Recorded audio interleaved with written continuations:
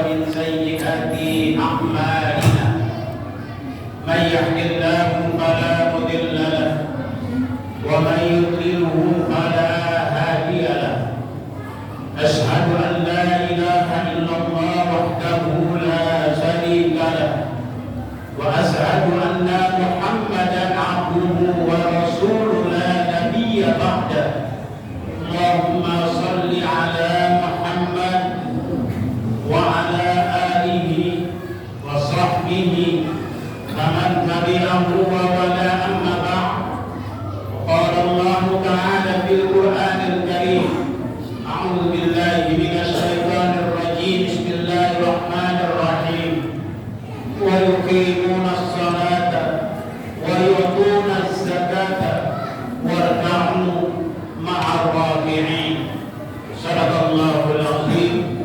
Hadirin jamaah salat Jumat rahimakumullah, alhamdulillah dan bersyukur kepada Allah Subhanahu wa taala yang hingga detik ini masih memberikan kesempatan pada kita untuk hidup, yang mudah-mudahan dengan nikmat hidup yang Allah masih berikan pada diri kita, menyadarkan diri terus dan terus menerus meningkatkan kualitas keimanan dan ketakwaan kita kepada Allah Subhanahu wa taala. Semoga dengan nikmat hidup yang Allah masih berikan pada diri kita, menyadarkan diri untuk terus berbuat, melakukan kebajikan dan kebaikan, bukan hanya untuk kepentingan kita dan keluarga kita saja, tapi juga umat, bangsa dan negeri ini. Salawat dan salam terlimpahkan kepada junjungan kita Nabi besar Muhammad sallallahu alaihi wa alihi wasallam. Hadirin jamaah yang berbahagia, melalui mimbar yang mulia ini kembali Habib mengingatkan pada kita semua, mari terus kita jaga, terus kita pelihara, terus kita tumbuh kembangkan ketakwaan kita kepada Allah Subhanahu wa taala. Karena sesungguhnya kemuliaan hidup kita memang sangat-sangat ditentukan seberapa tingkat ketakwaan kita kepada Allah Subhanahu wa taala. Inna akramakum indallahi atqakum. Sesungguhnya yang paling mulia di sisi Allah adalah orang yang bertakwa. Hadirin jamaah yang berbahagia, sesuai dengan tema khutbah kali ini, kita bicara tentang sholat dalam dimensi kehidupan bermasyarakat. Secara harfiah, kata sholat itu bisa dimaknai dengan doa.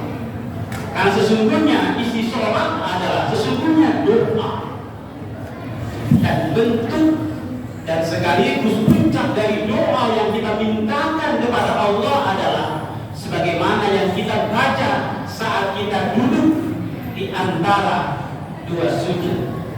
Rabbighfirli warhamni wajburni warfa'ni warzuqni wahdini wa'afini wa'fu anni. Makanya sering dikatakan sholat itu adalah upaya kita untuk membangun komunikasi kita kepada Allah Subhanahu wa taala. Maka sholat itu adalah ibadah yang konotasinya adalah individual, vertikal, menyangkut hubungan kita kepada Allah Subhanahu wa taala. Yang kita lihat secara lahiriah memang seperti itu. Jadi sholat itu individual, kita sendiri yang tahu. Tentu saja Allah Maha tahu apakah kita termasuk orang-orang yang khusyuk dalam sholatnya, ataukah kita termasuk orang-orang yang lalai dalam sholatnya. Rasanya kita sendiri yang tahu persis tentang kualitas sholatnya. Jadi di satu sisi, tadi saya katakan secara lahiriah sholat itu sangat personal. Tapi dia harus berdampak pada kehidupan sosial kita. Jadi sholat itu tidak berhenti pada saat kita sholat, tapi bagaimana penerapan sholat itu di saat kita tidak dalam keadaan sholat. Saya sering menyampaikan di masjid ini, hari ini kita lakukan, siang ini kita melakukan sholat Jumat. Nanti waktu masuk sholat asar, kita lakukan sholat asar. Begitu masuk waktu sholat maghrib, kita lakukan sholat maghrib, dan seterusnya, dan seterusnya. Itu artinya kita bisa melaksanakan sholat wajib pada waktu-waktu yang sudah ditentukan. Pertanyaan besarnya adalah, setelah kita selesai sholat Jumat, sampai masuk waktu sholat asar, apa aktivitas kita? Perilaku kita seperti apa? Pola interaksi kita dengan masyarakat kayak bagaimana? Cara kita berpikir, cara kita bersikap, cara kita bertingkah laku seperti apa? Yang seharusnya dia merupakan cerminan daripada nilai-nilai sholat. Makanya banyak kita jumpai ayat di dalam Al-Quran yang menggandengkan antara perintah sholat dengan perintah menunaikan zakat. Sebagaimana tadi saya sampaikan di awal khutbah, wa yuqimuna sholata wa yutuna zakata warka'u ma'ar raki'in.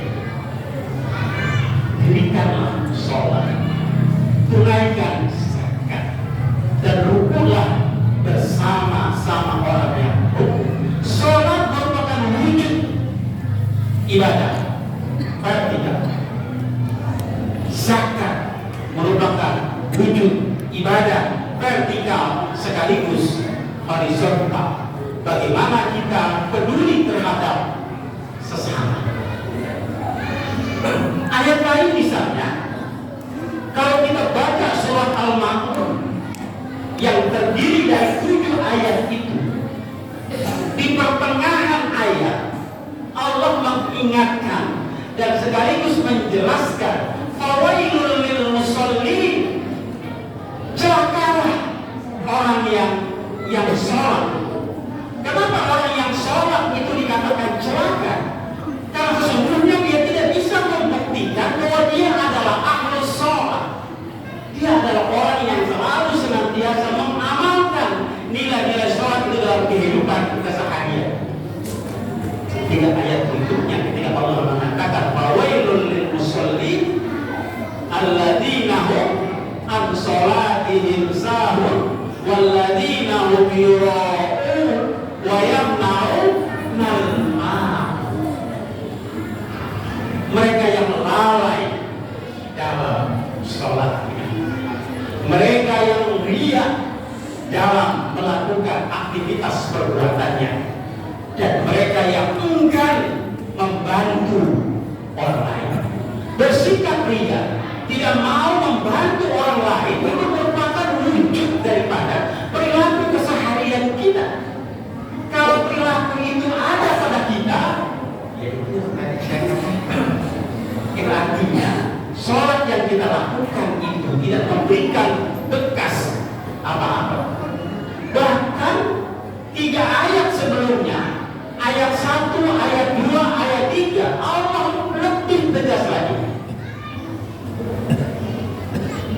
Pendusta agama adalah mereka yang menghabis anak-anak yatim, mereka yang tidak memberikan makan orang miskin.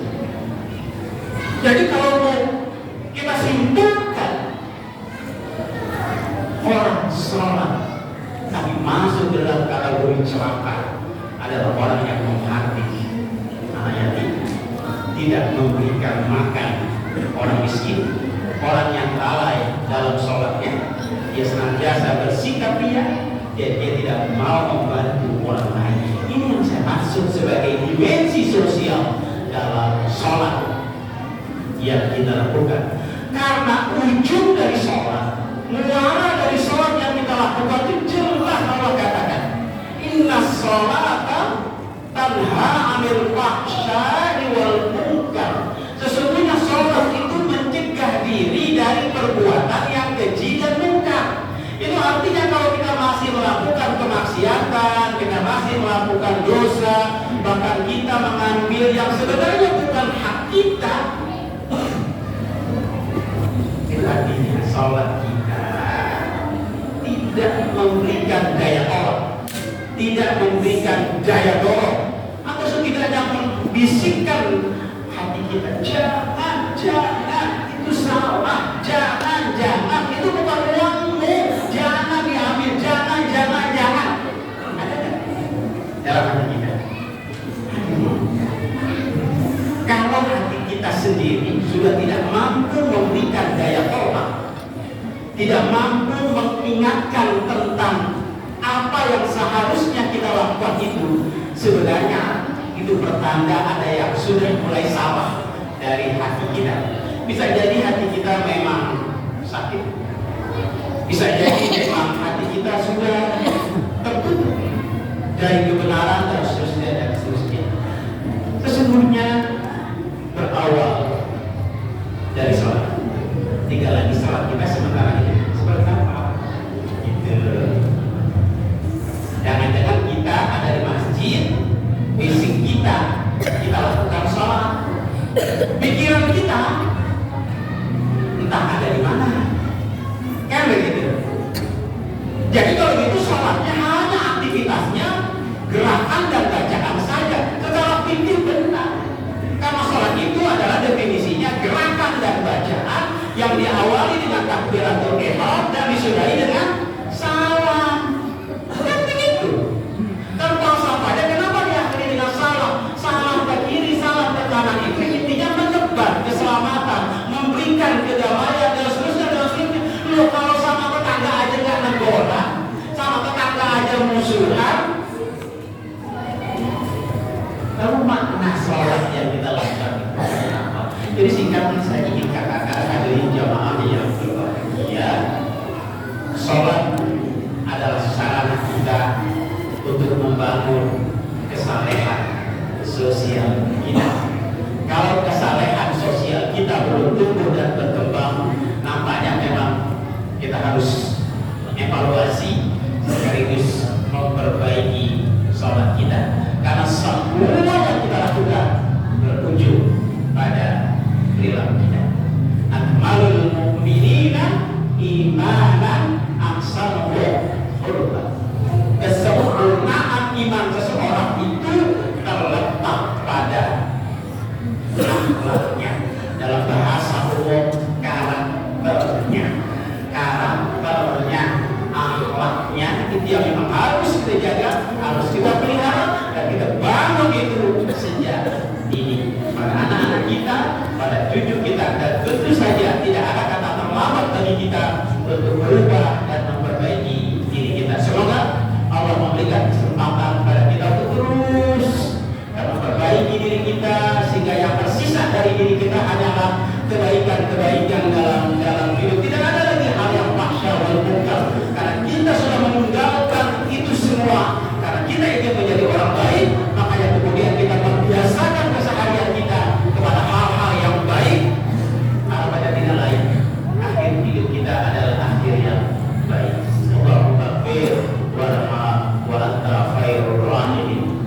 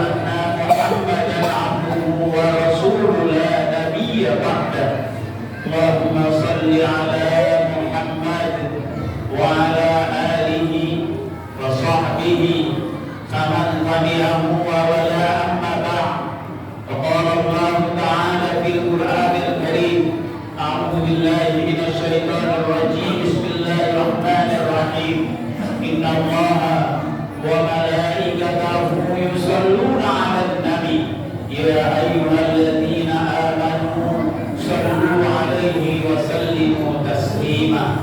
Allahumma ighfir lil muslimina wal muslimat wal mu'minina wal mu'minat minhum wal amwat innaka sami'un qaribun mujibud da'wat wa ya qadiyal hajat. Rabbana zalamna anfusana wa illam taghfir lana wa tarhamna lanakunanna minal khasirin. Rabbana atina fid dunya hasanah wa fil akhirati hasanah wa qina adzaban nar wa qina adzaban nar wa adkhilna al jannata ma'al abrar ya aziz ya ghaffar ya rabbal alamin. Da'wahum fiha subhanaka allahumma wa tahiyyatuhum fiha salam.